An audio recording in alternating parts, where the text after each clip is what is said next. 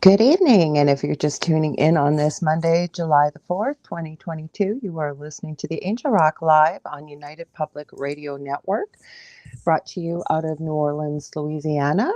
Happy July the 4th, Independence Day to all our fellow American friends. I am Canadian. We just had Canada Day on July the 1st, so happy Canada Day to fellow Canadians and any of those that are celebrating um, these momentous 2 days in July around the world. If you've never been to the Angel Rock before, welcome. And if you're returning, thanks for tuning in again. A little bit about myself. I am a Canadian clairvoyant medium. I'm also a crystal Reiki energy healer, Akashic Records practitioner, a spiritual teacher and mentor, and I'm also a registered nurse. And I may not have told you my name, and I apologize if I haven't. My name is Lorilei Potvin. And I don't know who we're going to have here live tonight, but I purposely didn't book a guest with, we have many Americans. Well, we have people from all over the world, but I figured a lot of people are probably out celebrating this tonight. It's kind of been a long weekend across North America, but I thought let's have a hangout tonight and see where we go with things. I did put out there, I asked for people to share some of their stories of the paranormal, the strange, the unexplained, and what have you. We'll see what happens, who tunes in, who wants to share with us. I have some stories and things I'm going to share with you. So let's get started with that. I will remind you, if you are listening to the show, feel free, but if you want to watch the show, come on over to the UFO Paranormal Radio YouTube channel. We're also broadcasting on UFO Gods and Extraterrestrials, our second channel. We have a third channel. I believe it's called Independent Radio, but I don't think we're streaming there this evening. We are streaming to my YouTube channel, which is the Angel Rock with Lorilei Potvin, and there's many places on Facebook, I believe, mostly Joe Montaldo's pages. Want to give him a huge shout out. He is the owner of UPRN and has many great programs himself here on this network, which is a wonderful place to be. I'm quickly coming up to my third anniversary here on this network, and I absolutely love being here and hope to be here for many more years in the future. So, before we get into the paranormal, I will tell you a little bit about my show. If you've never watched the Angel Rock, I say I cover all aspects of the esoteric and paranormal, a little bit of truth seeking, I'll say, thrown in there. But the guests that I have on my show are from all over the world and they come from all walks of life. And the activities they are doing, either professionally or extracurricularly, they're making a positive change for humanity. Now, for those of you, I guess you would consider me, all the titles I introduce myself with in a nutshell would be a light worker. But being a light worker, and I don't find too many people in this field, there are some, I'm very well versed in the paranormal. And that's actually how I discovered the gifts that I have through living in our own extremely haunted house over, well, it's been almost 3 years since we moved there, but we lived there for 11 plus years. I say we because my partner or partner in crime, common law hubby, has a show on the network here, The Dell, on Thursday nights with the delicious recipe. And yeah, we lived through quite the story. And if you've joined me before, you know we've shared our story on the international TV show through the Travel Channel, Paranormal Survivor. It was in season 4, episode 9. Demonic hauntings. Now, I did put a video out earlier this week. That's why I usually don't post my banner till a couple hours before the show, even up to an hour before, because people are busy, people are doing things and they forget. But asking if people had stories of the paranormal, if you will. There's one story I'm going to talk about tonight that I have been following on YouTube. I discovered it through one of my favorite paranormal channels, which is Nuke's Top 5. Now, he's been a little, I'll say unscheduled with his uploading of videos as of recent. I believe he has a family member that's ill, so he tries to get them up as much as he can. Used to be quite regular every week. But why I like his channel is he's a skeptic, I believe. He never tells you what to believe. One of his taglines is, I leave it up to you. Is it all an elaborate hoax? You decide. But people send all kinds of video clips Some are unintentional, some intentional. Some people have found around the interwebs and not able to pin down who's put them out there. But he shares them with you, tells you the details behind the story, and then leaves it up to you to whether you want to research it, follow it, or go further with it. Now, there's this couple in the UK by the name of Lee and Stacy. They have a channel here on YouTube called Really Haunted. And a couple of their videos have been featured on Nuke's Top 5. That's how I found it. Now, I've written Lee a few times. I don't know how good he is about going through his emails. I'm sure he's got more than enough on his hands with what's going on in his home. But as much as I can tell from the research I've done, it sounds like he was always interested in the paranormal. And living over in Europe, it's much easier to travel all across, if we will, the pond, say, than rather than coming from North America. And I believe him and his wife took a trip to Romania. And I believe in one of his videos, now I'm not sure what they took back from Romania, but they took something back. I believe it may have been a doll. And basically, all hell broke loose in his home. That he uploads usually every day, every couple days, and he has SLS cameras up around his home. For people that don't know what those are, there are cameras which I believe do show paranormal activity. They're kind of from the old PlayStation Connect, where you get the stick figures if you're playing the game. And I find a lot of paranormal investigators are using these to show the presence of energy, if you will, or a spirit, where you may not necessarily feel or sense it, but you can pretty well track it. I've seen some interaction with supposed spirits on these cameras, asking them to wave. Could they jump? Could they come closer? Could you hold my hand? And whatnot. So he does have SLS. Like I said, he has cameras up all around his home. And this family is going through hell. Some of the video I have seen, they've got Alexa set up, which is like Siri or voice activated phenomena, I guess, equipment set up through the internet. You can ask it to do something. If you've not heard of it, I'm sure most people have. And it will comply. It say as turn on the lights, ask it a question, it'll search the internet for you and what have you. What this entity has started doing is using Alexa to communicate with this family. But as the story goes, he keeps asking this entity what its name is and what it wants, and all it keeps repeating is that it's Vlad. It then says, you killed her, you have my wife. He's given the name Anastasia or Anastasia, and he keeps threatening to kill Lee, the husband of the family. And through some of the history, it sounds like Lee has tried many things to get rid of this. He has tried ignoring it. I believe he's been in contact with many psychics and mediums across Europe. Now he's now, it seems, going to prayers, playing exorcism prayers or prayers when this happens. But some of this phenomena is incredible to watch. I don't believe it's faked. I'll leave that up to you to decide what you think. But for example, one of the videos I seen on Nuke's Top 5, him and his wife were asleep in the bed, and their two dogs were in the bed with them, and you can see the dogs are seeing something around the room and they're crying, and all of a sudden his wife is completely yanked by the feet out of the bed. They've been sleeping, and you will see before he had the SLS cameras, and I am always leery about saying the word orb because there's quite a bit of phenomena you have to consider, I believe, before you would call something an orb. But you will see something dark moving around on the camera, settles before the, say, the nightstand by the bed, and next thing you know, the nightstand goes flying. Everything goes flying off the nightstand.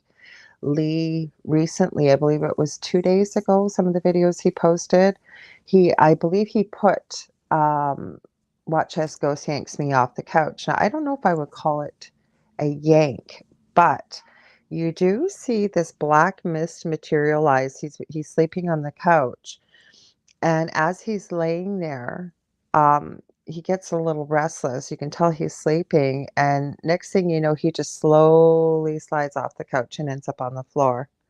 He has caught some incredible stuff, though.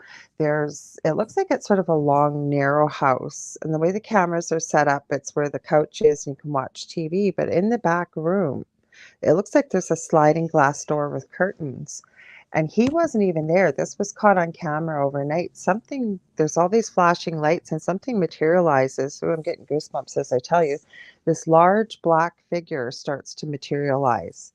The SLS camera seems to pick up quite a few different entities, if you will, stick figures of different sizes. But the thing that it seems is happening in this home, never mind the threats and the attacks and what have you. One night he had continuous banging, because this is what happens, is just knock, knock, knock, knock, knock, knock incessantly for hours. And he hasn't had a full night's sleep and God, it sounds like eons, because he's constantly being woken up or disturbed by this spirit. And it will mock him with Alexa by going tee-hee, tee-hee, tee-hee, tee-hee, just over and over and over and over. It'll laugh at him. It's some of the stuff he says that he has gotten through the Alexa is, it's almost like this entity is trying to convince Lee that he's Vlad the Impaler. Now, he doesn't believe that, but it does keep mentioning dragon, a few words, but it will never answer much more than that for questions. Like, it just mocks them. But lots of stuff is moved on camera when you've been there while he's talking to the camera. You can see stuff. He believes there's a portal in his home, and he knows where the portal is. I've actually seen footage of he's had a table set up before the portal, and it's in Italian. I believe it's an exorcism prayer playing. He's got a crucifix bust by a bishop, I believe. There's holy water, all kinds of things. I've seen the crucifix fly right off the table and on the floor. So it's quite the story. I wouldn't wish it on anybody. And I think my heart really went out to him a couple videos ago, because he said, we hear from people all the time that they would love to experience paranormal activity like this. They think it would be so cool and so wonderful. He said, when we finally get rid of this, and we will, he said, I don't think I'll ever delve into the paranormal again. There is nothing cool or exciting or wonderful about this. And I have to say, I have to concur. Now, we weren't looking for the paranormal. We still have no idea why or what started in our home that did. But to live through that, and I've met many people in the paranormal field who have never had, say, a physical encounter with something paranormal, and they think it would be so cool and wonderful and amazing. Believe me, it is not cool or wonderful or amazing. It can tear your whole family apart. Now, the entity that showed itself to me in a dream about 15, 16 years ago, when all the activity began at my house, and that dream feels like it happened 10 minutes ago. There's very specific details, things I can still see the whole thing. And this entity that was at our home told me it was demonic, told me its name, spelt it for me, and told me its animal form, and it tried to get me to agree to follow it. In no uncertain terms did I agree to that, nor would I. But when you're bending down in your fridge, like Dell was at 3 in the morning, as he said, looking for the mustard, and the next thing he knows, he finds himself 15 feet across in our old home, slammed into the cupboards, and his arms all cut up. He didn't even tell me for 2 days, because even to this day, Dell still has to debunk everything before he'll say it's paranormal. He had his electrical equipment out, testing the fridge to see if he had gotten shocked or what had happened. But the really strange part was, and he says he did not see this fly out of the fridge. He said as he hit the cupboards, as he was being thrown from the fridge, when he stood up and turned around, the mustard was on the counter behind him. So it's things like that. You're dealing with things that you can't touch, you can't see. You can definitely smell them, let me tell you that. But I've tried to explain to people that when you're dealing with something this powerful and negative, it doesn't do what you tell it to do, because that's where I find a lot of people are very mistaken. Well, you just tell it to leave, because I've met so many people that have said to me, well, you have dominion, and we do. And for many of the spirits that are here, and you're having a problem with, you can tell them that no, you're not welcome here, you need to leave, or what have you. But when you're dealing with something you can't see, and you're not getting the sleep that you need, so it's wearing you down, it attacks your health, it attacks your finances. In our case, it was our whole neighborhood. Looked like they had had a complete change of personality. I couldn't believe what had happened. It's things like that, or you'll see clips of people with paranormal activity that will say, their children are being affected, because I believe most, especially young children, can see all spirit without any problem whatsoever, just as most animals, I believe, can see it. And I've heard people say, you don't go after my child, you come after me. Well, that's just an invitation. You've just told them, never mind that it's not too hard to surmise that your child would be a weak spot for you. They now know you. This entity will know it's gotten to you, and it becomes worse. They don't listen to you. You have, if you get somebody in, and I know people that can do this and are very gifted at it, that they can go in and deal with these kind of things. They've done years of research. They've had years and years of experience. And I have great belief in people like that. But for the everyday normal person that's dealing with this, and then again, it's so isolating, because it's not like you can go up to somebody while you're in line, say at the grocery store, and start talking about what's going on at your home. It's almost like it's a great secret. The other thing I found about the paranormal that's really interesting, though, is once that conversation is opened, say you're in a group chat or you're in a group and somebody is brave enough to bring something up, all of a sudden you start to realize how many people have had experiences with unexplained, strange activity. And you realize you're not the only one. Now, TV shows are a blessing, but I also think they're a bit of a curse when it comes to the paranormal, because they've made it more mainstream.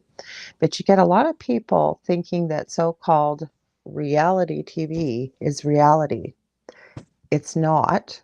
And the other thing is, I get a lot of people coming to me about that. It's usually young man in his late teens to early 20s, maybe a little bit of a loner and wanting to fit in, and starts going to some of these famous places that they see on TV. And I have had people that have taken something from one of these places because they have no training. They have no idea what they're doing. They're just emulating what they're seeing on TV. They may challenge what's there. And then they come home and all heck breaks loose in their home, and they can't understand what went wrong. So it's so important for people. Anybody can do this kind of stuff, but I believe, as with anything, we need training with it. If you're in a city that has a team, contact them. Say, are you looking for a new member? You'd like to learn more about this. You're very curious about it. You've always wanted to be a part of this, because everything on this planet is energy. And as we know, one of the laws of physics with energy is it cannot be created nor destroyed, but it can be transferred from one place to another.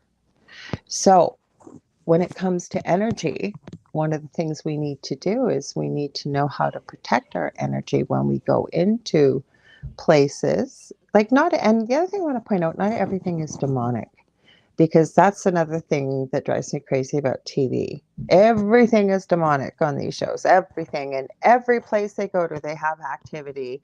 And if they don't have activity, then the person's making it up. That's not true.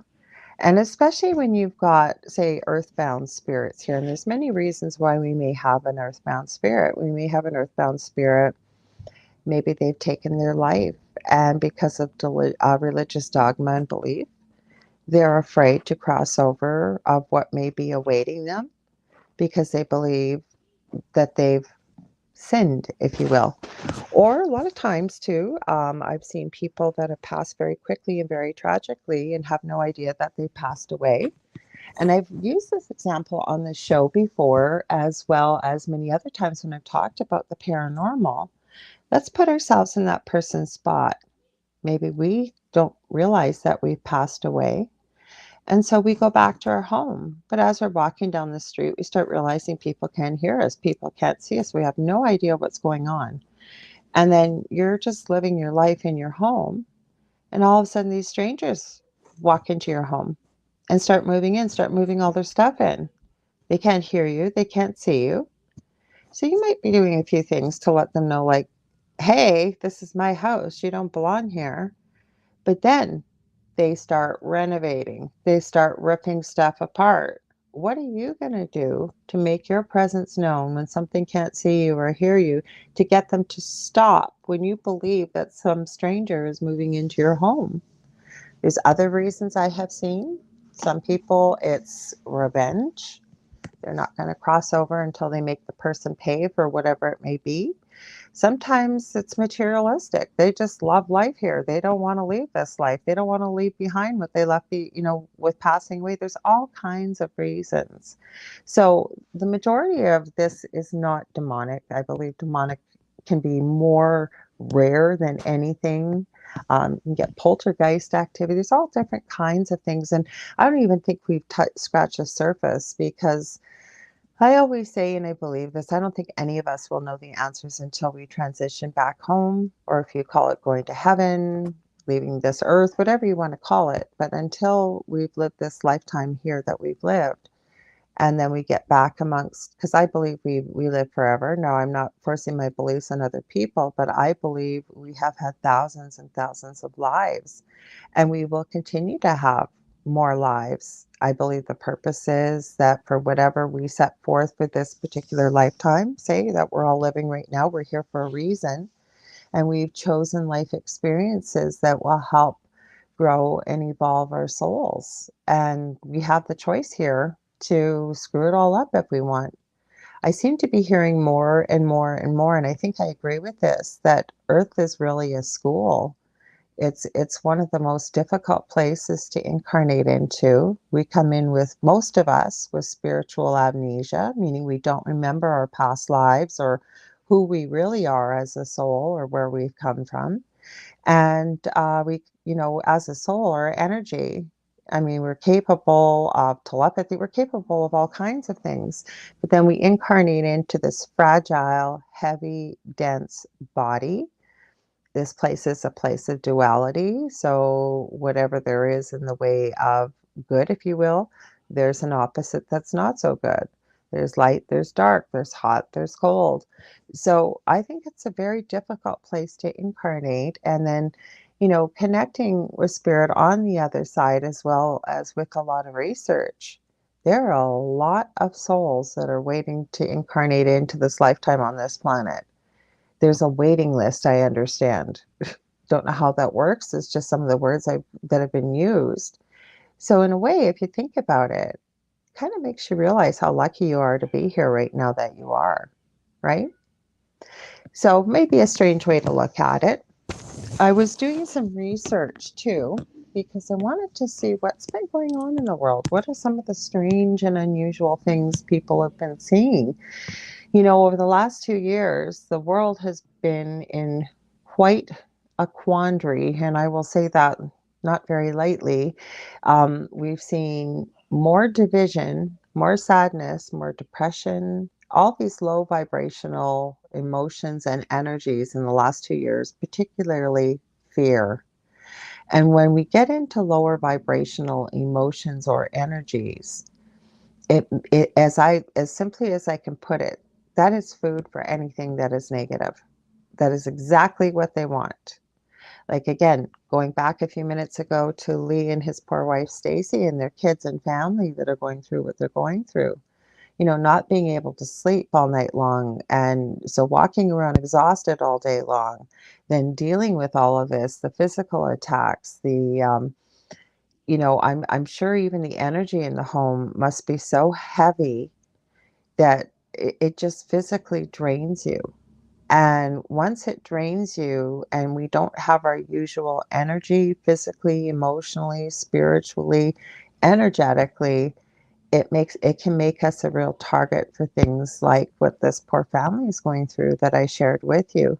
Like I think I started to say, I did reach out to Lee, and I'm hoping one of these days to be able to get a hold of him. I would love to have him on our show and hear more about his story out of his mouth, because that's what the show really is about, sharing people's stories. And you know, that's what I love about doing this and talking to people, is hearing, say you've written a book. Well, what are your experiences that have given you the opportunity, if you will, or the impetus to write the book that you have, and so on and so forth. We've had many interesting people on this show, and I continue to hope that we do. So, now speaking of energy, and I'm going to get into some of the research that I've done too with some of the strange things I've seen. I haven't forgotten that, but excuse me for a minute. I've been surprised about how many people I have run into that don't know what CERN is. C as in cat, ERN as in Nancy. If you don't know what it is, it's a large scientific place, I'll say, in Switzerland. It's got quite a bit of information and history, including their so-called mascot statue on the front yard, in the front yard of CERN. It's massive. Check it out. I encourage you to look up the opening of the tunnel to CERN. I believe that was probably about 5 to 7 years ago. That is one of the strangest opening ceremonies I think I have ever seen. There's a lot of symbolic stuff that was played out with that opening of the tunnel that I believe we've been seeing come to fruition in the last couple of years. Anyways, they apparently, after 12 years, are going to be firing up their Hadron Collider, and it's supposed to take place July 5th, which is tomorrow. Now, when I looked it up, because apparently they're streaming this live around the world, it looked like it was set to start, and I'm in the Eastern time zone, tomorrow, July the 5th at 10 a.m. Now, I've heard as early as today that they were doing this, but the reason why it's certainly something to look at or do a little bit of research about is this Hadron Collider, with the amount of magnets and what have you. Never mind that apparently between July 4th and July 5th, I was seeing that there's a lot of cosmic stuff going on. I believe with Sirius, there's some kind of portal that's quite strong between the 4th and 5th of July every year. So it's interesting this is being timed when it is to be fired up. And with this Hadron Collider, and again, I'm not a physicist, so I encourage you to look this up. But the amount of energy they are generating with the particles, there's acceleration going on and magnets and what have you, they have never used it at this strength before. Super, super, super powerful. They have no idea what's going to happen. And with that being said, like I said earlier in the show, that energy can't be created nor destroyed, but transferred from one place to another. It's not really been that clear about why they're actually doing this. Like, are they opening up black holes? Are they trying to create a wormhole? Like, what are you doing with this and why? I know if you follow the Schumann resonance, it is through the roof right now too. Very, very high. I've run into all kinds of people physically that are having all kinds of strange, I don't want to say side effects because there's no concrete way to connect the two, but people having very, very strange headaches and sounds in the ears and nausea and feeling just drained, like all kinds of things like that. I actually put a post up on my Facebook profile last week explaining a little bit more about it. So the point is, I guess it's something to keep your eye on. Let's see what happens. Like maybe we're going to have first contact. I don't know.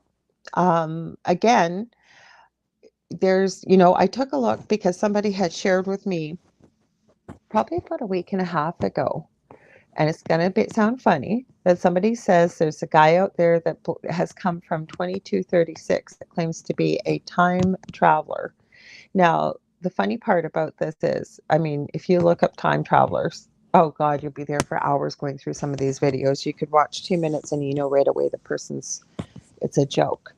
But this video in particular has, I think, over 100 million views. And the interesting thing is he's starting to mention dates that are coming up very soon in the future. So very quickly, he's going to either be chosen right or wrong.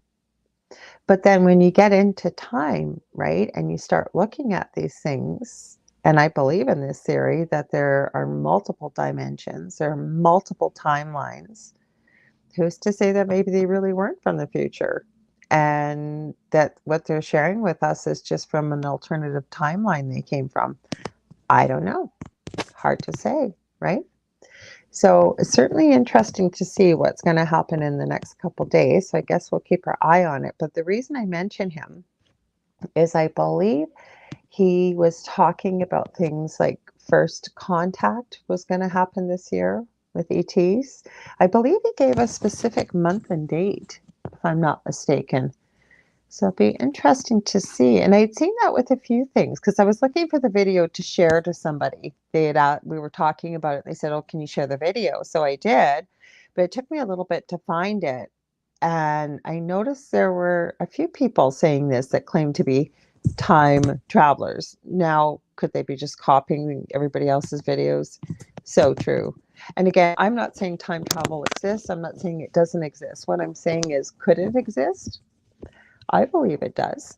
You start looking up at things like the Philadelphia experiment and things like that, the Boys of Berlin, that movie. There's all kinds of things. Anything's possible. As I always say, we, the inhabitants, the useless eaters, as depending on who you're talking to, we're called. I don't call us that, by the way. We will be the last to know. So who knows? I guess we'll just have to see. Now, wouldn't that be interesting if we actually did have first contact? Would we actually hear about it? Because I've had him on my show. I've been just thinking about him, Dan Willis, and I need to have him back on. He was one of a handful of scientists back on, I believe it was May the 6th, 2002, that him and a bunch of scientists testified. I believe it was at I want to say New York Press Club.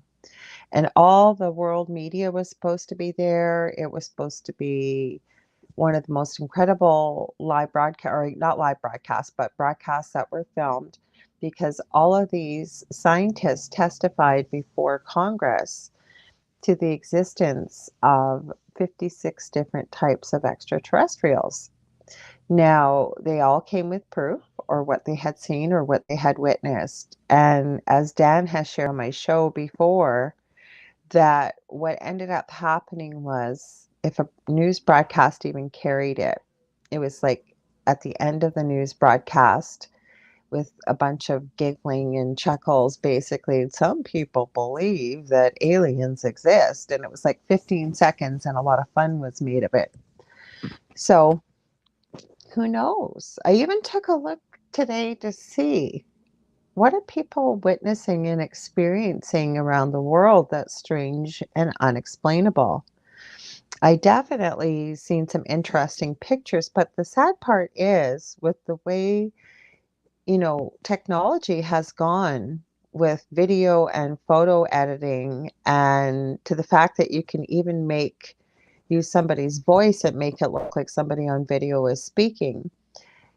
I believe you got to keep an open mind, because somebody could have just photoshopped it. Like, there was one photo in particular, I'll try and post on Facebook below this. Now, to me, when I see it, I think this has got to be photoshopped. But the story behind it was that a neighbor took this through the fence, and there's this completely bald, hairless, white, human-looking face being, very rounded, almost looks like Gudetama, if you will, but white, and limbs.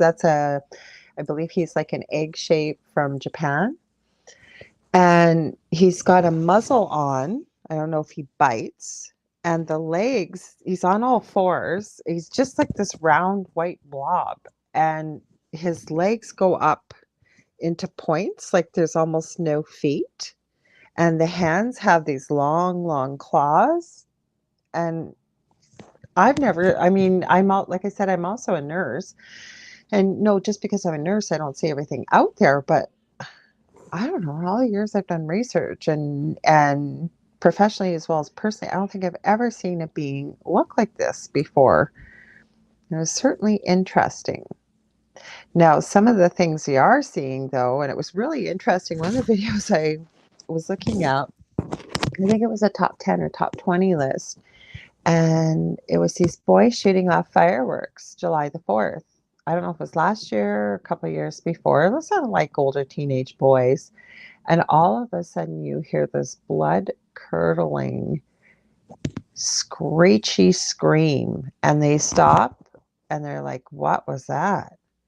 And one of them, the braver of the two, keeps going, "Let's go see what that is." And the other one's going, "No, dude, no, dude, let's just pack up and go. Let's just pack up and go." Well, this kid keeps going as the streams start getting closer. And again, it's what many people that are professionals in video will say, it's potato quality. These videos usually are. In the background, you can see this completely, I guess, naked, you would call it, no hair, with super long limbs and legs, and it's got glowing eyes, and it's screaming, and then it starts to chase them. And I believe they got away, or we wouldn't have seen the video. But was it real? I don't know. These two boys look pretty darn scared to me. If they were acting, they're pretty good actors, that's for sure. And then how many of you guys remember the phenomena with the clowns? I can't tell you how many videos I saw for a while there. You get these creepy, creepy, creepy clowns going up to doorbell cameras and just standing there and going, looking in. If you're listening, I cocked my head sideways and just staring at the camera. That was creepy. There was another one that made news, and I think it's had tens of millions of views, and it was caught off a doorbell camera.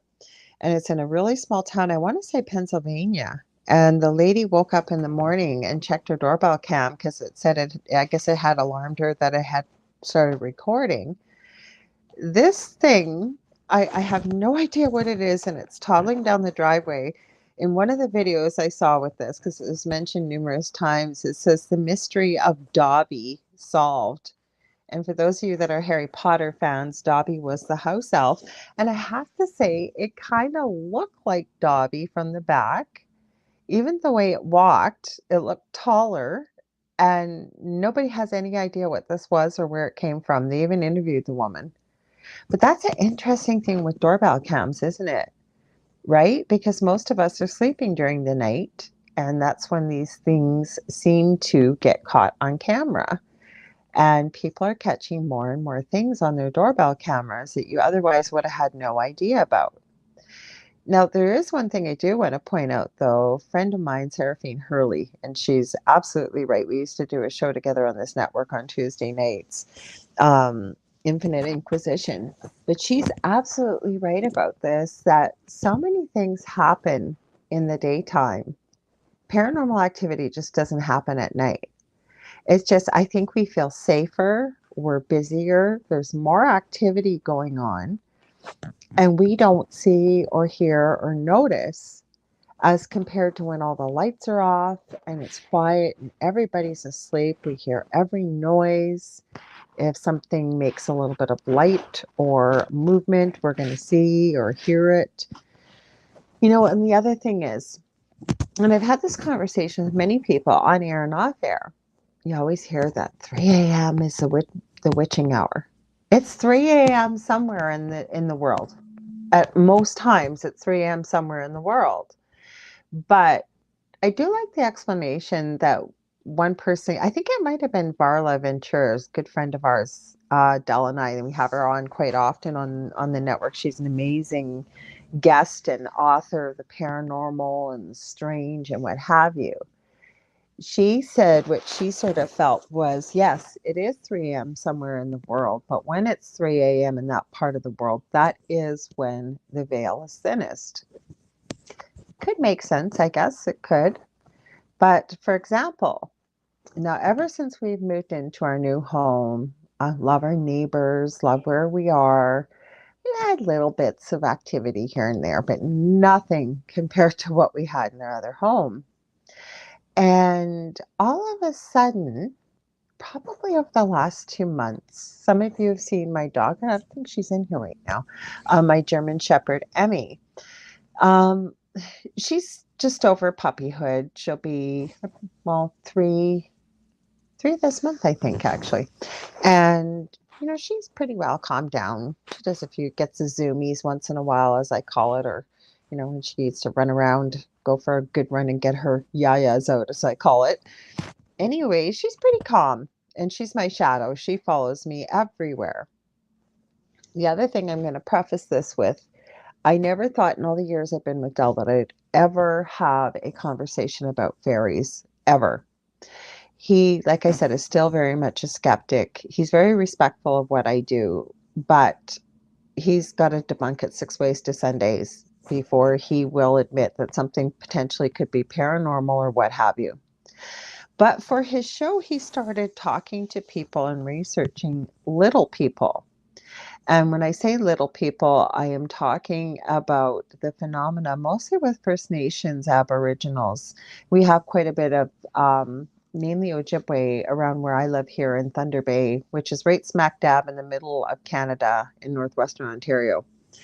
And if you look it up, you'll see quite a bit of a story about the little people. Nuke's Top 5 has actually had video sent in, I believe it was in Alberta off of one of the reserves, where a family caught a little person on camera peeking out, and you turn the lights off, turn it back on, it would pop back up. Anyways, so we've had some little things going on around here. Like, for example, I think it was Christmas, I bought Dell a new wallet. He's been looking for the old wallet, couldn't find it anywhere. He knew where he put it.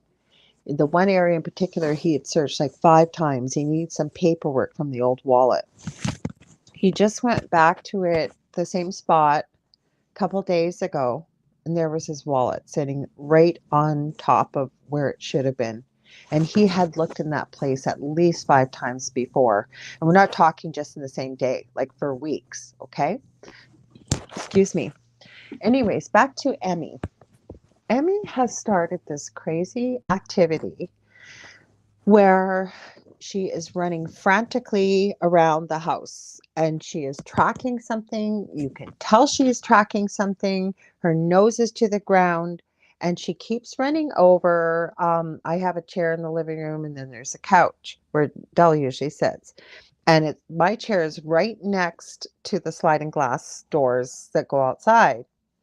And she keeps going off to the side closest to the window, poking her head in there, sniffing, moving the curtains, and then she'll look at me like, look, mom, it's there, it's there, it's there. Now, she has done this in the last 2 months, probably about 4 or 5 times. There's no rhyme or reason to it. It comes out of nowhere, and it goes on for a good 15 minutes, sometimes to a good half hour, and it's just repetitive. Like, she's chasing something, and she always gets it cornered behind the chair. We have tried putting her outside, thinking, did she smell or scent something outside? She's not having outside. She needs that spot right behind that chair. So this happened not this Sunday, last Sunday. And I thought, you know what? I'm going to take a picture. I'm going to start taking some pictures and have a look and see what is she seeing that I'm not seeing. So I did take some pictures. There's some interesting things, I'll say, that show up on the camera. I even pulled back because I could see nothing with the naked eye. The curtains split. I made sure to move the curtains again and to Oh, thanks, Jody. I don't know if you're listening. I just got a message from my friend Jody in Australia. Thanks, Jody. Thanks for sending the message. Anyways, I've even moved the curtains. I rearranged them, making sure there was no light coming through, like we weren't getting a distortion or anything. Meanwhile, Emmy's still running, going back to the spot to show me. you can actually see, almost looks like an eye, and there's a little character there.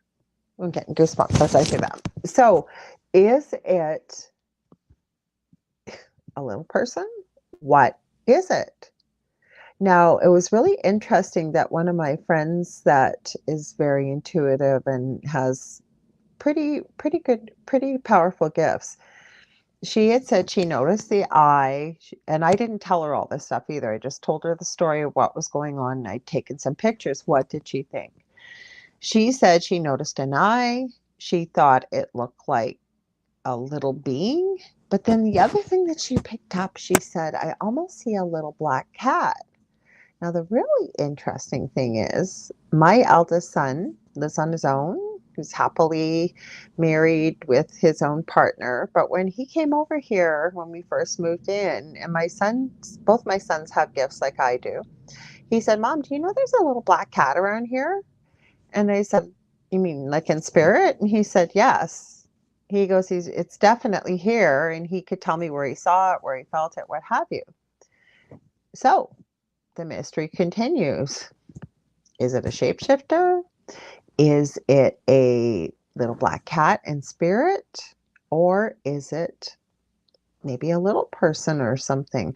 I will tell you that energetically, excuse me, I don't pick up anything negative.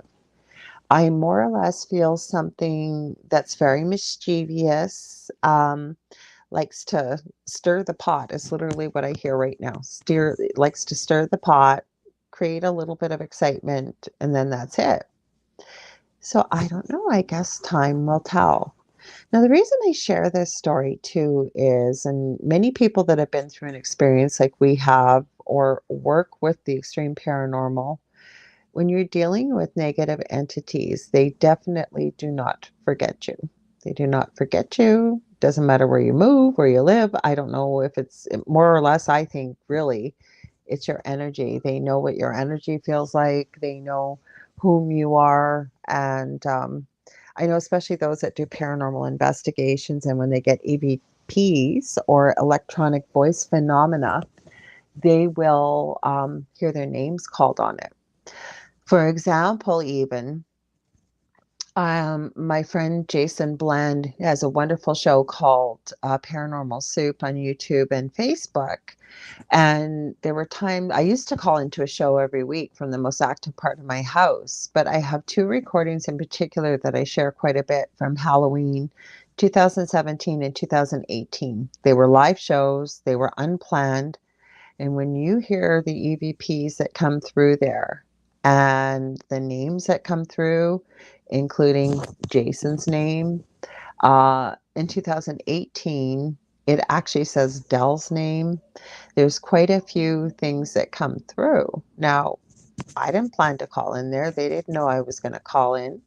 And that's not the first time heard names or what said. So it's certainly interesting. Now, I want to remind you guys, if you're over on Facebook, in particular on my Facebook profile, I can't see your comments and I would love to see them. So please come over and join me on our YouTube channel, which is UFO Paranormal Radio. Or if you go to the UPRN or UFO Paranormal Radio Network Facebook page, I will be able to see your comments because I know there's people out there and I appreciate you guys for being there. I can see that you are by the numbers up on the screen, and I appreciate the likes. Please be sure to share all this, especially if you guys have some stories that you want to share, or maybe there's some strange things that you've experienced. Hi, Kaz. So nice to see you. Thank you for joining me over here. I'd love to hear your stories. I'd love to share them. And because I believe, like I said earlier in the show, that once we start talking about this and we open the door, that we start to realize that although everybody's experience may be unique, that we're not alone with the experiences. Now, I'm not sure what it is about where I live. Like I said, we have a very strong First Nations history where I live in Thunder Bay. if for those of you in North America or in the States, I'm about, you see spirits. Okay. Well, I'd love to hear more about your experience here. If you want to type it, Cause. Or is it Kaz? I can't see with my, I think it's Kaz. Sorry, Kaz. Where I live is about 40 minutes away from the Minnesota border, and we live about 6 hours north of Minneapolis, Minnesota.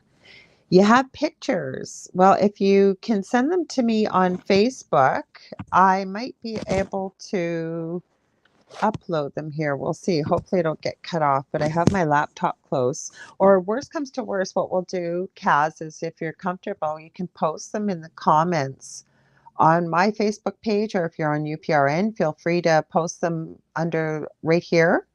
And I may not be able to see them right now, but people will be able to see it when they watch the broadcast again, or they happen to go to the page where you posted them. And thanks for joining in. So I forget, now I lost my train of thought about what I was talking about. It'll take me a minute here to get back to what I was talking about. Excuse me while I have a drink of coffee. Long story short, anyways, that people are seeing all kinds of things. I was looking up today strange and unusual things on the internet caught in 2022. There was a really interesting video I saw from Russia. Now, again, was it photoshopped? It's hard to say. Excuse me. Well, you should be able to, Kaz, be able to comment. You may not be able to while we're live, but afterwards you can probably make a comment and there'll be the photo icon. You may be able to upload it. If not, feel free to add it under my Facebook profile, Lorilei Potvin. My name's on here, and I know I'm streaming on my profile right now. Like I said, if worst comes to worst, send them to me in Messenger, and I'll make sure to post them for you if you put a little bit of explanation with them. So with this video caught in Russia, it was at nighttime. There, and again, I don't know, something tells me maybe this might be Photoshop, but it's hard to say. There's this guy filming an apartment building, and there's this thing with these long, long spider arms easily scaling up the window or up the building. You can see that it goes into the dark at times, and then it seems to be peering kind of around into windows. I don't know if it was looking for a way in.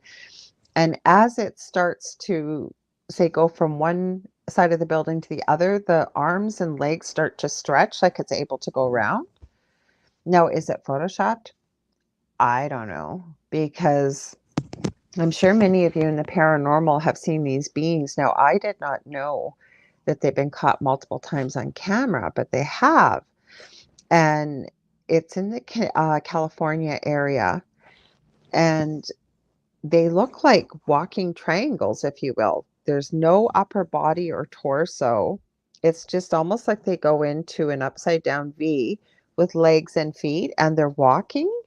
And there's usually a couple of them around. Now, this one particular video I was watching, there was various clips of people catching these beings on camera.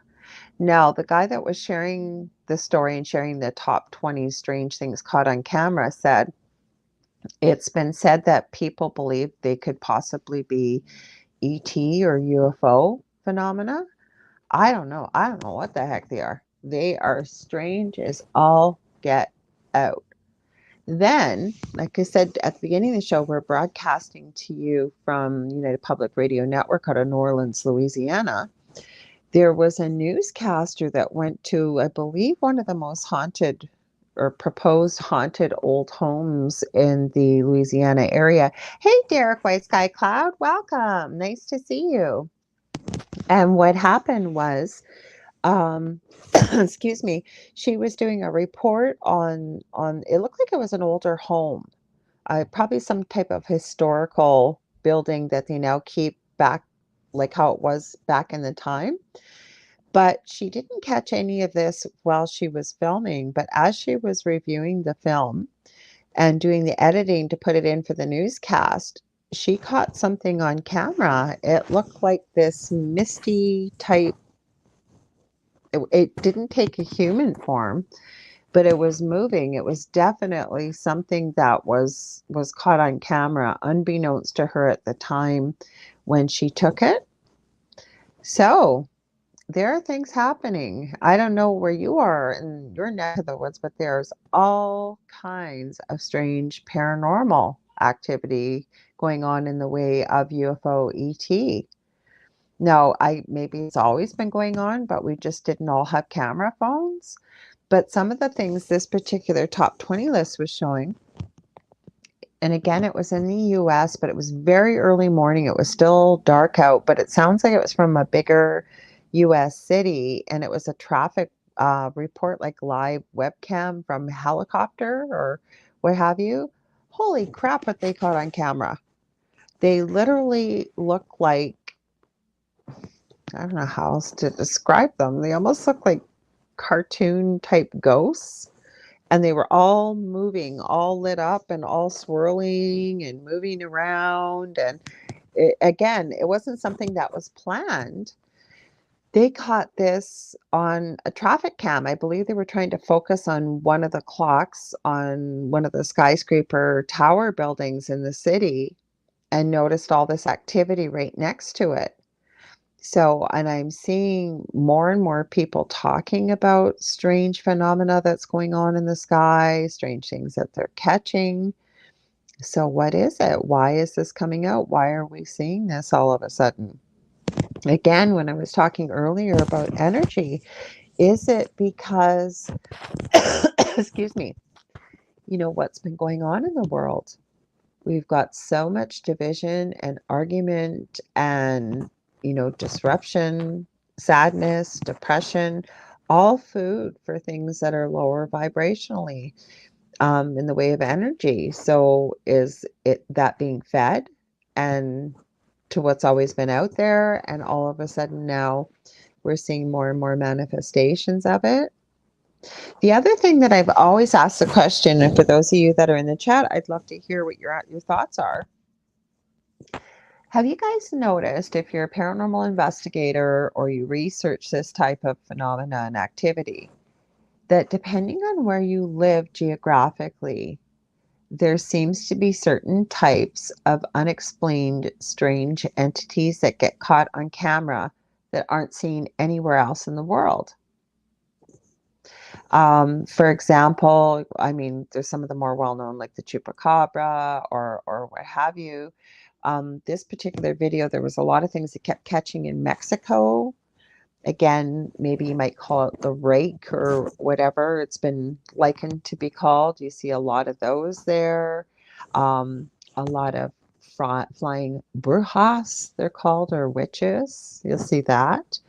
Over in Japan, and China, I can't tell you how many times I have seen video clips of supposed paranormal activity. A lot I've actually seen on Nuke's Top 5 and other channels that has some interesting, I believe that they're serious about paranormal investigation. And it always seems to be a woman in a white gown with long black hair and her head down, right? Or you hear about the woman in white again when we get back to some of the Latin countries, right? Or it just seems like no matter where you go, there seems to be certain pockets of a certain type of entity. Now, my thoughts are that it's a tulpa. So, meaning that collectively people believe in it, one person or two people see it, and their focus turns to that, and more people get drawn into that belief so that it actually manifests. That's basically, if, I'm sure you've heard of a tulpa, but if you haven't, is that what it is? Because it just doesn't make sense to me about why you would see these certain pockets of certain types of entities. I mean, we've got the New Jersey Devil. I could go on and on. Now, where I live, that's what I was trying to say when I got distracted. I don't know what it is, but we are a hotbed for paranormal activity. And Michelle DeRoche and Amelia Pisano, who have their amazing show on Wednesdays and Thursday nights here, we were talking Michelle and I believe it was on it, we were on air. It was during one of our paranormal host chats we used to have. And Michelle's been on many TV shows. She's been all around the world. She actually, we didn't know her at the time, but she consulted on our paranormal activity episode. But anyway, she's been through Thunder Bay. And on air, I remember her saying, "Holy crap, yeah, there is a lot of activity in Thunder Bay." For example, last summer, somebody that was their daughter is a friend of my eldest son's, and I know her. I mean, we're not close friends. We're acquaintances. And she sent me this strange picture. I couldn't even understand what the heck it was. And I said, "What is this?" She goes, "You're not going to believe this." She goes, "My neighbor, he's in his 70s. And this was like around supper time. It was on a weekend, I remember. She said he kept smelling this burning smell. And he couldn't figure out where the burning smell was coming from. It was getting stronger and stronger and stronger. So he's looking all around his apartment. He can't find where the smell is coming from. For whatever reason, he opened up his fridge and his eggs were on fire. I kid you not. The picture she sent me was the bottom of the fridge. There was no electrical short. There was nothing like that. But you could see the eggs that had been on fire. Some were missing from the carton because it wasn't a full carton. They were burnt right into the plastic, the indentation of the eggs. So I asked her, "Well, what did he do with the eggs?" She goes, "He threw them out the window." And she said he was so shaken. He said in his 70 plus years, he had never, ever, ever seen or experienced anything like this before. And, I kept saying, "Thank God it was in the daytime." Like, I don't know what could have happened if it was in the middle of the night. And then she proceeded to tell me, now this is a very pretty old apartment building. She said it was on the north side of our city, and they were having all kinds of strange things. Like, she said her and her friend were sitting there one time, and I guess they smoked, and there was a lighter on the table. They literally saw the lighter come up off the table and move all around and then drop to the floor. They'd had all kinds of strange things. Then a friend of mine locally here sent me something. I haven't had a chance to talk to him about this. I did send him a message, but I know he's super busy. He's got a family. He's, working. Now, he has sent me some strange paranormal stuff he has experienced himself, like on video. But he sent me these pictures. He's a mechanic, and I believe he worked at one of the local shipyards here. And he said they were taken by a crane operator working on the same job site. And he said he could see the crane operator stop the crane and start wiping his windshield from the inside. And then he looked. And again, you may be in the chat there. So if I get this wrong, I'm not going to say your name because I didn't ask for permission. But if you are out there, you can correct me if I miss anything with this, the person that sent me the story. But as I understand it, he then leaned out of the crane and started snapping pictures. And it was a blue sky, a few white clouds. But he said, whatever this was, it was massive.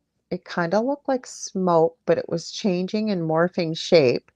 It was massive. If I'm not mistaken, he said it was the size of two massive, like Boeing 747s or something to this effect. And I did see the pictures. It was changing. It was very noticeable against the blue sky.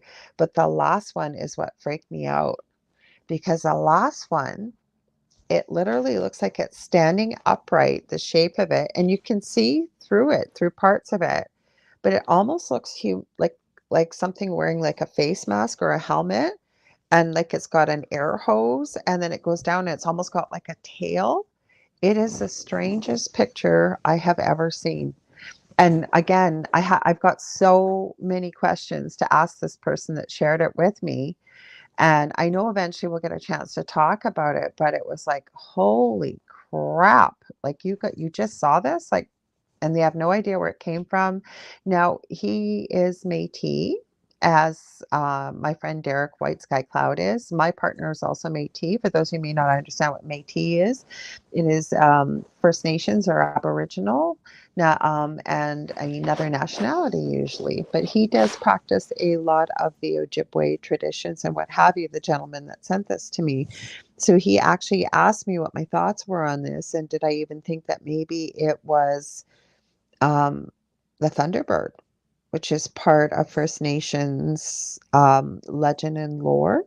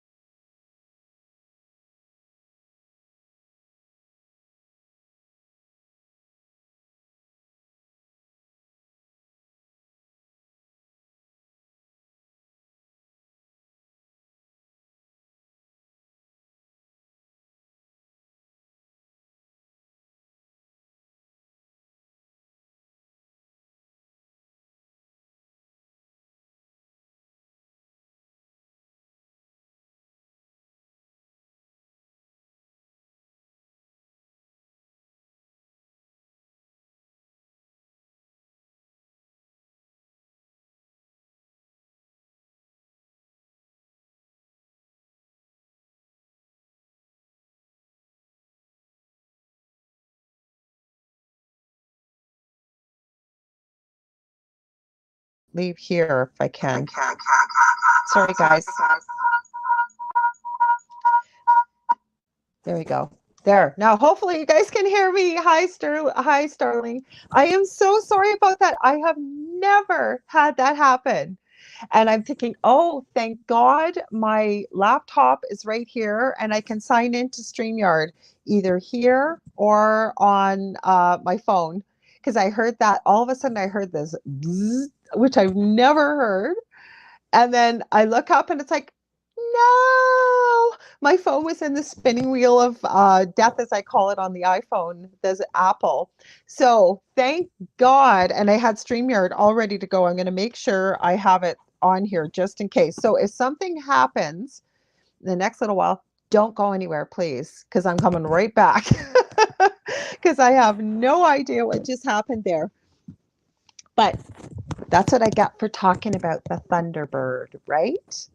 So, um, and like I said, welcome, Starling. It says Starling, Lily, and Rose, Courtney. And I just saw, yeah, there's all kinds of comments I can see on my laptop that I don't get to see on my phone.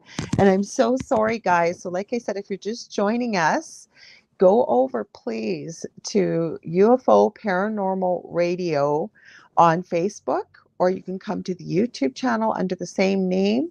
I'll also see the comments if you go to our secondary channel, which is UFO Gods and Extraterrestrials, because wasn't that just crazy? Wow. Poor Starling, you probably said, is she live? I'm sorry about that. Like I said, I've never had that happen. Thank God I know what I'm doing a little bit with tech because otherwise it would be like, where did she go? Like, why did she not come back? So maybe the Thunderbird didn't like me talking about it. I don't know. I don't think I was being disrespectful. It's okay, boo. So, like I said, if you're just joining us, if you've got some tales of the paranormal or the strange, the unexplained, let me know. Let's talk about it. Or I believe it was, I'm going to go back up, Kaz that said they have some pictures. So I'm hoping, I could turn on Facebook, I guess, and see. Like I said, I have other devices here. I should warn you guys too, if you see me moving around all the time, and I apologize for that, I have a very bad back. That's why I can't work as a registered nurse actively anymore. So I kind of got to move around. So if you see me moving, that's why. It's not because I can't sit still. Well, I guess I can't sit still because I have a sore back. So where was I with things here? Um, yeah, so I watched a lot of paranormal videos today just because I wanted to get a feel for what's out there. Like I said, if you're just joining us at the beginning of the show, I talked about a channel on YouTube called Really Haunted, which they are going through a very horrific time that they're documenting on their channel. You may want to check out. So Starling Lillian Rose says, so I'm new here. What exactly do you do? I have had all sorts of things happen. I don't want to speak out of your expertise. I'm eager to learn and understand. Okay, so well, welcome. I do a live podcast here on United Public Radio Network or UFO Paranormal Radio. My name is Lorilei Potvin. I am a Canadian clairvoyant medium. I'm a crystal Reiki energy healer, Akashic Records practitioner, a spiritual teacher and mentor, and a registered nurse.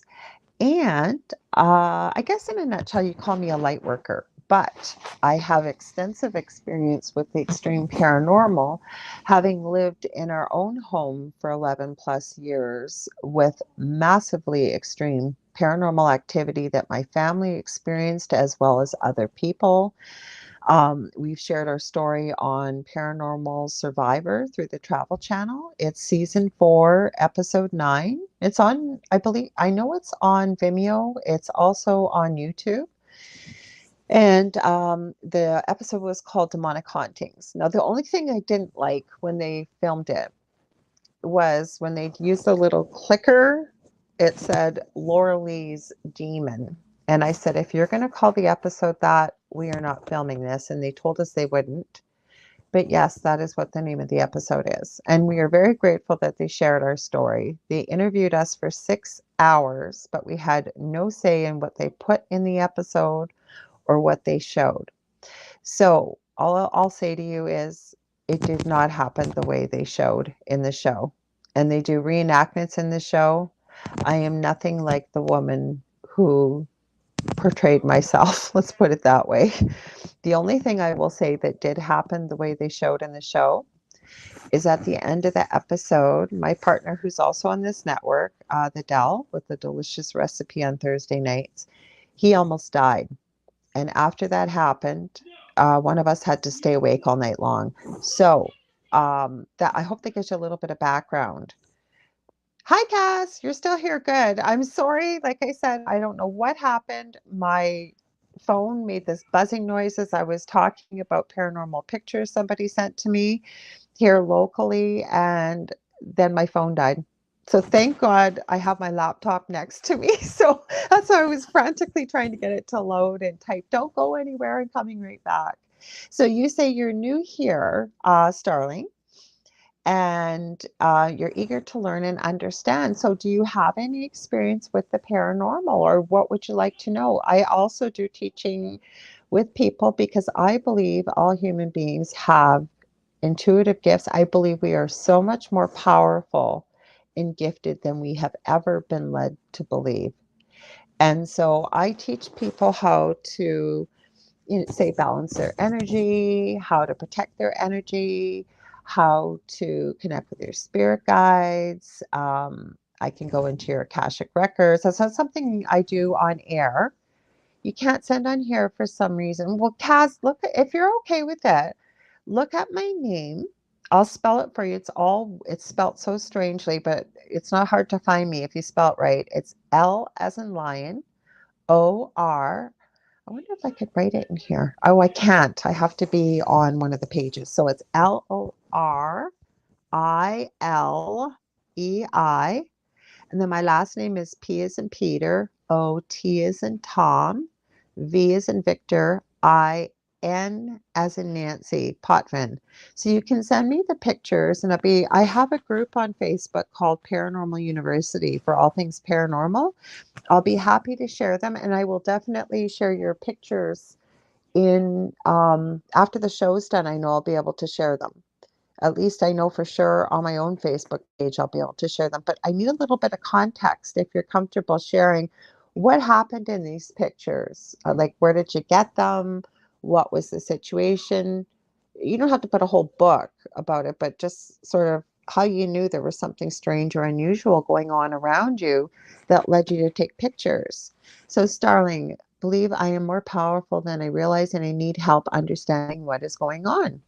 Well, that's a pretty broad statement, Starling. So it just depends. Like, are you talking about, say, being able to move, like telekinetic, move things with emotion, or that you're picking things up that you don't know why you're picking them up, say from other people? Are you seeing spirits? You know what I mean? Like, it's a pretty big topic, but I've certainly, if you've got some questions, I'm happy to talk about them. And again, just remember, this is my experience and what I know to be true. I always tell people, I'm very honest, whether I'm doing a reading with you or a healing session, that I'm not 100% always correct. I'm not always 100% infallible. I am a human being just like you are. And the one thing I will tell you, and I just heard this repeated, it was on a big podcast. I can't remember what it was, but if somebody tells you that they guarantee you 100% accuracy beyond a shadow of a doubt, I don't care what it is, I would say run, because nobody is 100% perfect, infallible, or incapable of making an error or a mistake, right? That's how we learn. We learn from our mistakes. Same thing is, it's a terrible thing to say, but usually when people, push comes to shove and say they make a massive change in their life or something, it's because of something untoward, maybe sad, could be tragic, no matter what it may be, because we're faced with a choice when something like that happens, right? What do we do with that? We can stay with the negative experience, or we can make a choice. Like, how many things have been, for example, and it's a terrible thing to say, but it does happen. Say somebody's lost a child very tragically, maybe through illness, maybe somebody abducted that child, maybe the child was murdered, right? And the parents have a choice. Neither one is right or wrong. If the person chooses that they're not able to do something with that experience, that's perfectly fine. I mean, grief has no timetable, right? It's personal to each person and experience. But for example, how many incredible foundations or laws or what have been changed because of that horrific experience? Say, and this is just one example that certain parents maybe have gone through, and they've decided they don't ever want to see another set of parents go through something like what they have. And I'm not just talking about parents. I can hear my son in there playing video games. He knows I'm having a podcast, so I apologize if you hear him in the background.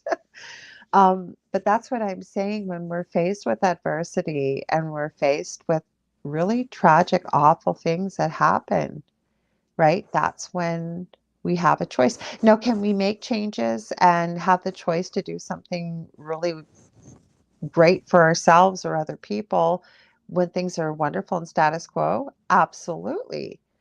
But then you think back in life, when life has been beautiful and wonderful, say somebody's in a new relationship and the birds are singing and everything just feels amazing. How many of us have been guilty of saying, oh my God, I wish this could go on forever. I never want this to change, right? So you want to keep things exactly how they are. They feel just amazing. When things are crappy or awful, or we're not happy, or no matter what it may be, A lot of people make the decision then that I don't want to live like this anymore. I want to change it. So those are just a few examples of just going on and on about something right now here. I'm waiting to see what if Starling's comfortable sharing which oh here we go. So let me put my glasses on, Starling, sorry, instead of trying to squint at this. Okay. I know things and I don't know why or what to do. I would like to know the past of my family and Indian heritage to see if I've inherited a gift, which I think my dad has kept hidden from me. I have things others cannot see. I dream about alien incidents and more. Several deaths have happened, but I know it's not what others are telling everyone. I know they are either not or whatever the situation is with that person. Well, just as I started to say, Starling, I believe that every single human being has intuitive gifts. Now, I've had this conversation, including with the owner of this network, um, that I love dearly. He's an amazing man, Joe Montaldo, and I'm so grateful for the platform he provides for us and all the other amazing hosts that are on this network. But he doesn't agree with me. But I believe we all have gifts. So, regardless of whether you feel your father has hidden something from you, nobody needs to tell you who you are or what you are. Nobody knows you better than you do. I recently saw something. No, I was talking to someone and they were sort of insinuating that only certain people have gifts when it comes to intuitive gifts. I don't believe that. Because when you look at, say, children, very young children, how many people have you talked to? We've seen videos that we've seen stories that we've seen whatever. That kids with their imaginary friends, are they really an imaginary friend? How many kids can see spirit? How many kids are, I mean, you could look that up right now, and I guarantee you'll find hundreds of videos of little kids sitting there talking to somebody that nobody's there or what have you. Go on, we could do a whole show on this, for example. But I believe from some people maintain it all the way through their lives. Then there are other people, I think the majority, that as they get older and life starts to happen, maybe they tell you that they say a child tells their mother that there's a man in my closet and this is what he's wearing and whatever, but they start getting a little older. They start going to school. Kids start telling them, "Oh, you're silly. There's nothing like that." And maybe the parent tells them, and not to be mean or anything, but says, "Oh, honey, that's just your imagination. You're getting a little bit old for that. You need to let it go."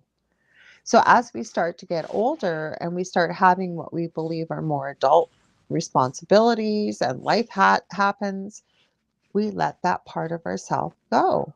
It's the same as animals. Animals, I always tell people when I'm working with people with the paranormal, I ask them, do you have pets? And if they tell me yes, what is your pet doing? I ask them all the time. Same as if they have young children. Have your children said anything? What have they shared with you? What are they seeing? What are they experiencing? Think about it. Common saying, you're talking to someone and they'll say to you, I'm going to trust my gut on this. I know it. I don't know why I know it, but I feel it in my gut. That's your intuition. We've heard of women's intuition. I don't believe it's just women's intuition. I believe we all have these abilities. And just as I say that sometimes we're born natural born athletes, leaders, mathematicians, athletes, musicians, like I say, does that mean that we can't learn to be good at something else? Absolutely not. So I believe that when these abilities start to become latent, if you will, whatever you want to call it, that when you feel that calling and you feel that urge, that's what you do. Just like some of the questions. Oh, thank you, Manuel Lopez, for the love and light. And back to you, Starling, what I was going to say is, so when you start feeling that calling or you start knowing things that you don't know why you know them, but you know that you know them, what I'm trying to say to you is trust what you are feeling. When you say that you feel like your father has kept it hidden from you, it doesn't matter if your father's kept it hidden from you. You don't need his permission to tell you that you have a gift or you don't, is what I'm trying to say. Nobody knows you best but you. The same thing I say to people all the time, too, whether you believe it or not. they believe in you, in that I believe we are all have an angel or numerous angels with us, guides, family members that have passed on. I have seen far too much evidence, personally as well as professionally, to say that there's not an afterlife. There definitely is. And I think that we go on forever. We really, really do. That right now, each and every one of us that are here are just having a human experience in this lifetime right now. Now, again, these are my perceptions and what I feel working with different mentors and different teachers.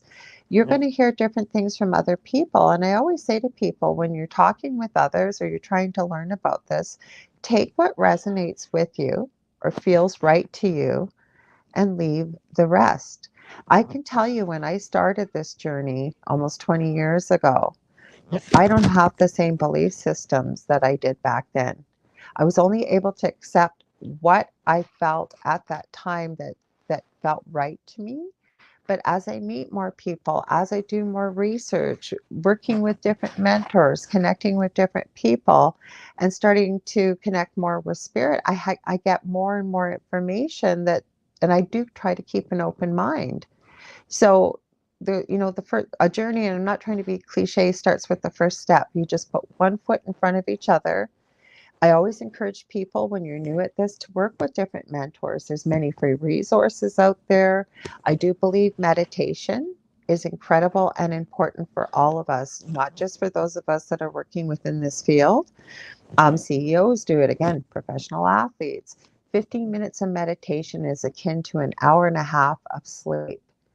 It's so important for us, especially with all the busy lives that we have, to be able to quiet the mind. And then you start to realize all the incredible things that you may have missed while life was busy and your mind was racing. That when you're able to sit in silence, what you might actually be able to hear. I'm just going to read your comments, Danny Lee Bailey. The next time around, better than this time around. And Zenda Bishop. Good morning from Australia. Good morning. It's good evening over here in Ontario, Canada at 7:30. For those of us that are just joining us late, happy July the 4th, or Independence Day, to all our friends in the United States. We just had Canada Day here, July the 1st. So it's kind of a long weekend, or depending on where you live in the world, a bank holiday. No, it's not a holiday here in Canada, but it's kind of a long weekend because we had the holiday on Friday. So thank you for joining us over in Australia.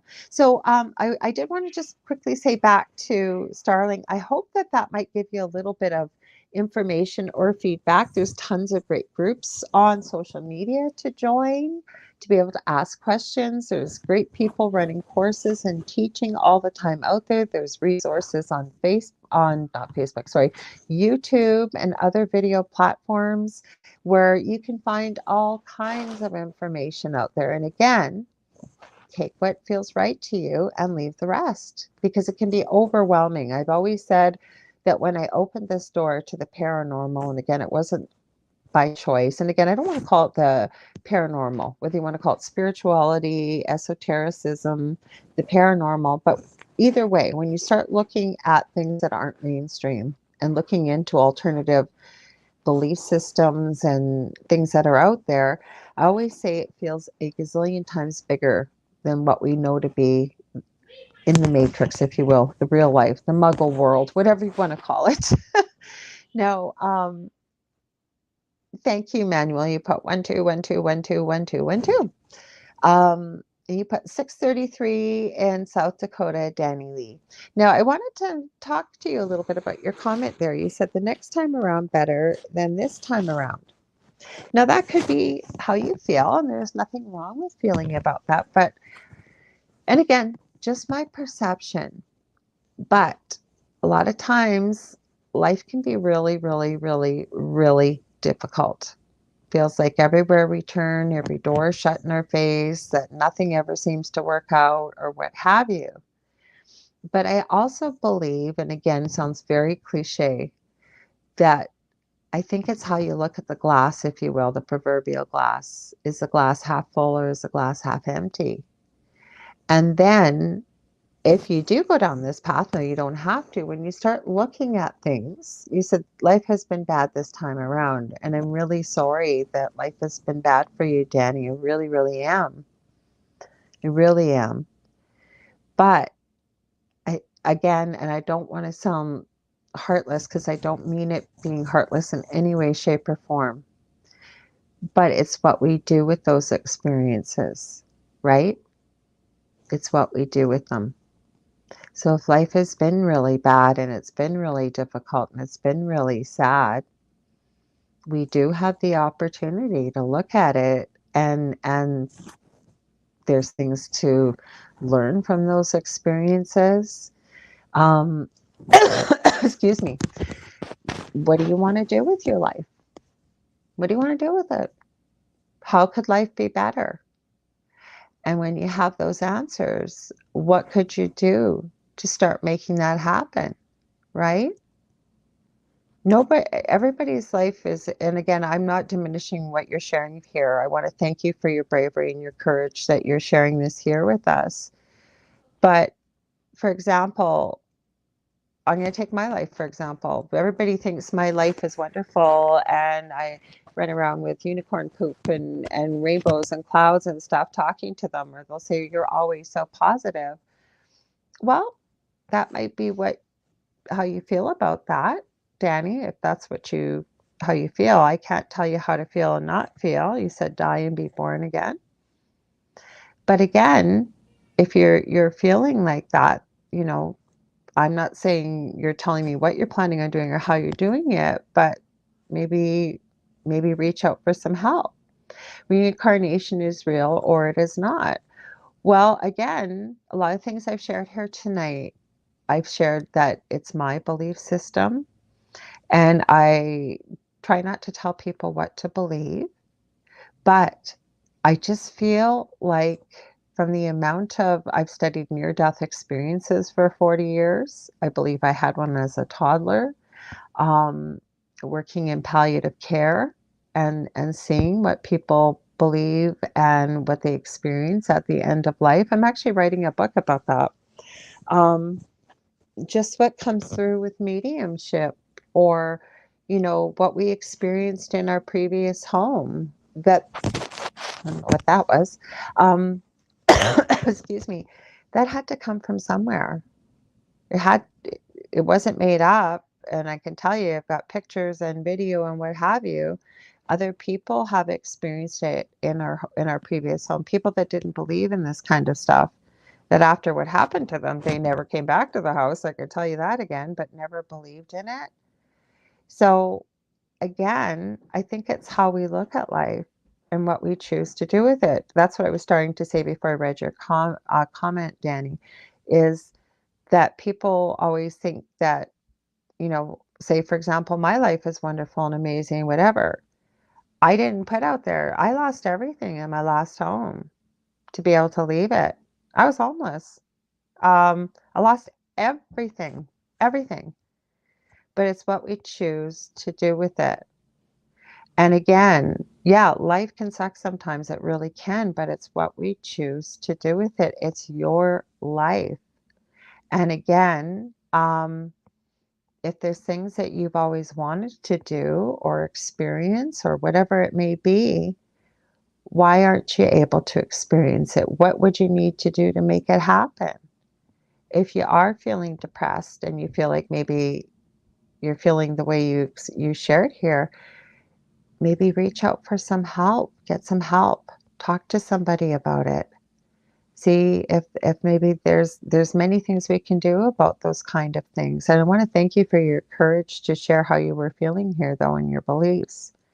Hi, Amanda. You said hello. I have a picture of a ghost sitting in my bed by, I think you meant by me, and I'm really freaking out about getting rid of a piano that it's supposedly attached to. Okay, so you're freaking out about getting rid of the piano. Now, what's freaking you out about getting rid of the piano? Or why do you want to get rid of the piano? Because of you feel like there's something attached to it, or is there another reason? Because not everything that has an attachment has to be gotten rid of. There are certain people that can clear those types of belongings, or you said, sorry, I've lived in 49 states and done a lot, ready to be reincarnated.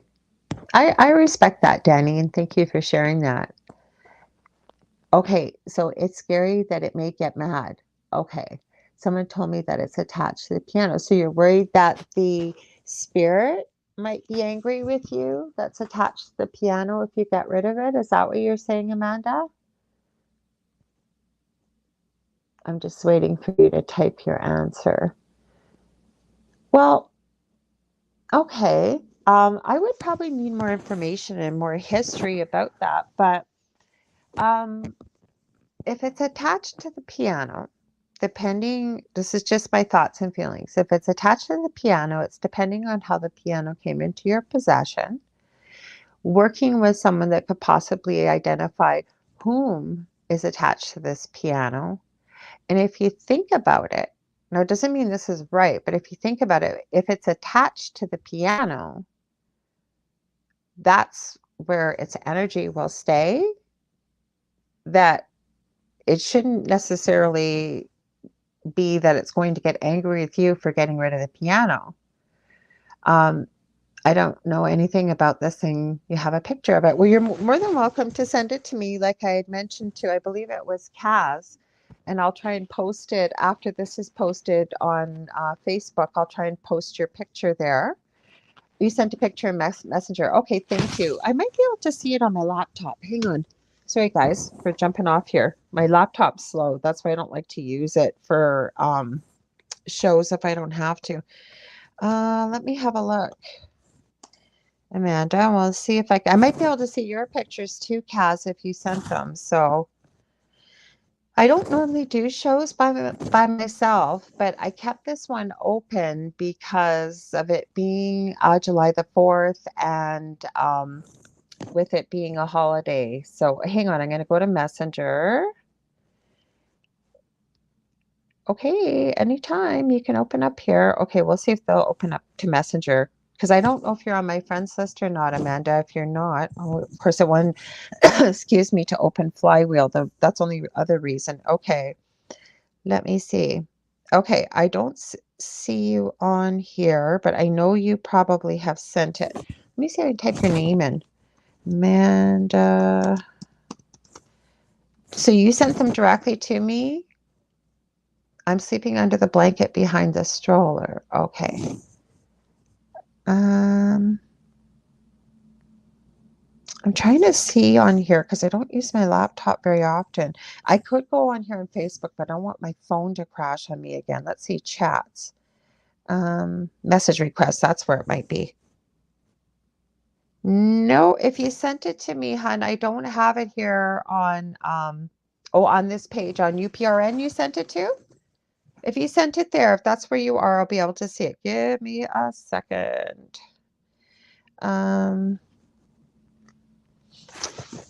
Because I'm streaming to my Facebook page as well, UFO Paranormal. There we go. Okay, I should be able to see it in Messenger there, so give me a sec.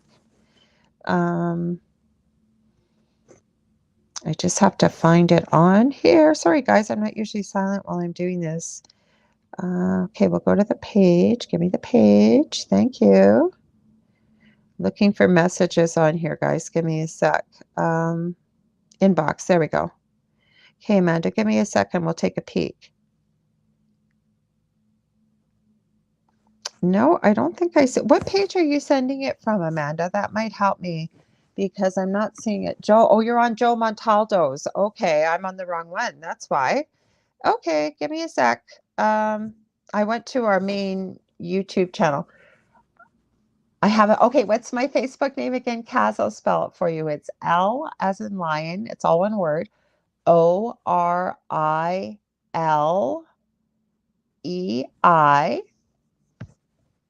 It's written on the screen below the video if you're watching the video too. And then, so it's Lorilei, and then my last name is P as in Peter, O-T as in Tom, V as in Victor, I-N as in Nancy, Potvin. Okay, let me find Joe's page for you that you sent me here, Amanda. Sorry about that. Joe Montaldo. I'm trying to remember what his page is. Let's see if we can find his page. Maybe UFO Undercover. Is that the one you're on, Amanda? I don't have access to messages on that page, though, unfortunately. So I may not be able to see the pictures. That's the only problem. Unless you posted them on the page. We'll see. Because I'm live on here. Let me see if I can see. Yeah, no, I can't see it, hun, because the only problem is, okay, with the UFO Paranormal Radio Network, I have access to the messenger box, but this is the owner of the network, Joe Montaldo. This is his personal Facebook page, like his business page. So I can't go in his message inbox, unfortunately. Yeah. So Kaz just sent me a friend request. You can send me a friend request and you can send it. I'll spell the name again if you want.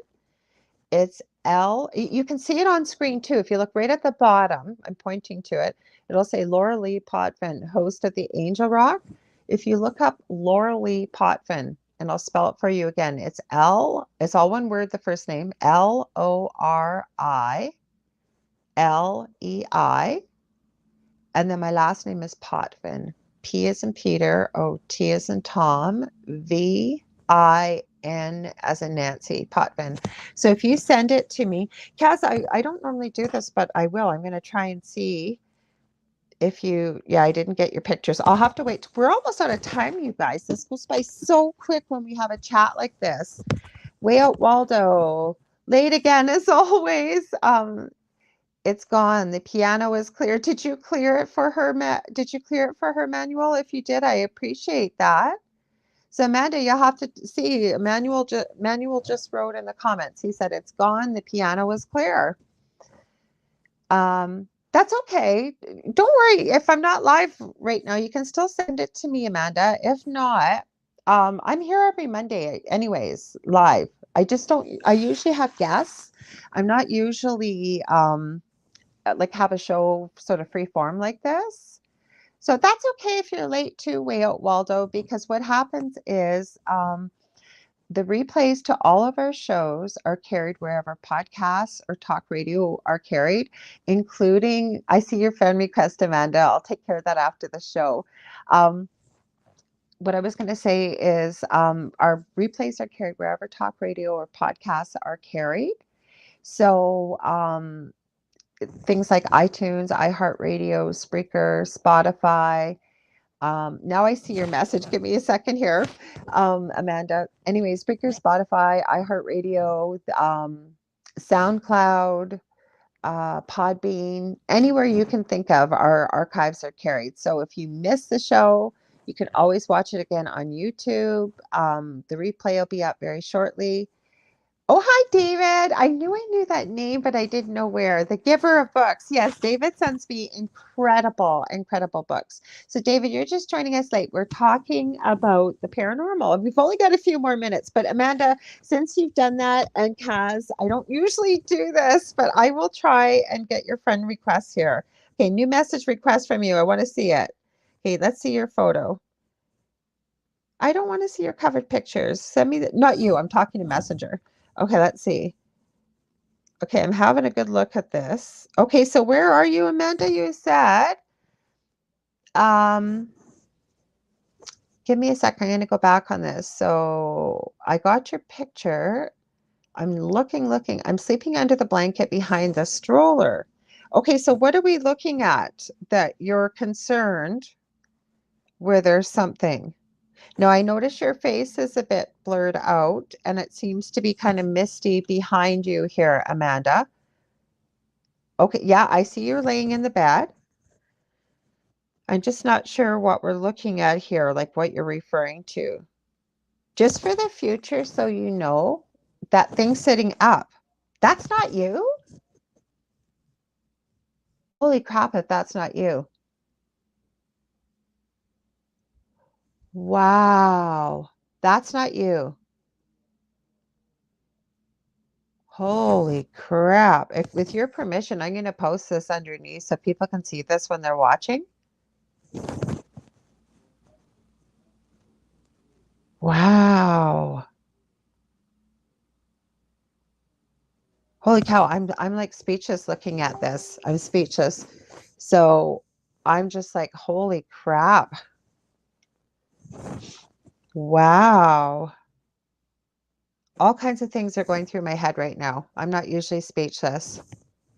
That I thought that was you sitting up in the bed till you just said you were sleeping. So like I said, I think Amanda's okay with me posting this. I will share this for you. Just in the future for you, hun, if you want to share pictures like this with people, like with the paranormal, feel free if you're able to circle it, because when you're like on a live show like this, I'll be able to, like, I can see something like that or somebody else will. Hey, Michelle Millions, welcome. Oh, you guys are all joining me now. And we've got, how many minutes have we got left? Probably, I might go a few minutes. I usually end 5 minutes before the hour, but I don't know. I don't think anybody else is doing a live show tonight. They're going to maybe doing replays. I don't want to say that though, because I haven't checked our booking. Let me check. Yeah, I think I may be the only one doing a live show tonight, with it being July the 4th and Independence Day in the US. But they'll still have a replay up of one of their amazing shows. So you'll definitely want to check it out, because the Horsefly Chronicles, again, actually, they may not be producing their show. I produce my own show, because I remember seeing a banner for the show tonight. So they will be live. They'll be right after me. So I want to go over into their time. They always have incredible guests and a great show. Julia and Phil Syracuse, as well as their own paranormal experience. They've got quite the story with the Horsefly Chronicles. So make sure you stay tuned for that tonight, definitely. And then there's Trish Moe. She's one of our newer hosts. She's up after the Horsefly Chronicles. So it's kind of like a whole night of the paranormal tonight. So you want to make sure you guys tune in and stay tuned in. So I didn't see your picture yet, Kaz, but I will. Like I said, if you've sent me pictures, if you can circle what we're looking for and give me a little bit of context. You sent a load of pictures. I don't know why it did not come up like Amanda's did, Cass. Let me check. My computer is so slow because, like I said, this picture, guys, I'm going to describe it for you and I will put it up. My battery's just about to go on me anyways, but the picture that Amanda sent, there's a bunch of mist, it looks like, behind her. And there's a stroller in the front and there's a bed, okay? And it looks like there's a person sitting up here. And then I realized that's not, I don't know what that is, because Amanda is laying down covered with the blankets. It's something up on the left there. So now we've got Manuel Lopez, who he says that he has done some clearing. Yes, I know. We didn't get into that tonight, David. Not much independence in the United States anymore. Well, try living in Canada. That's what I was talking about. There's lots to feel negative about and how we look at the world. But believe me, Canada, yeah, okay, but there's two E's you put there. I don't have two E's at the end of my name.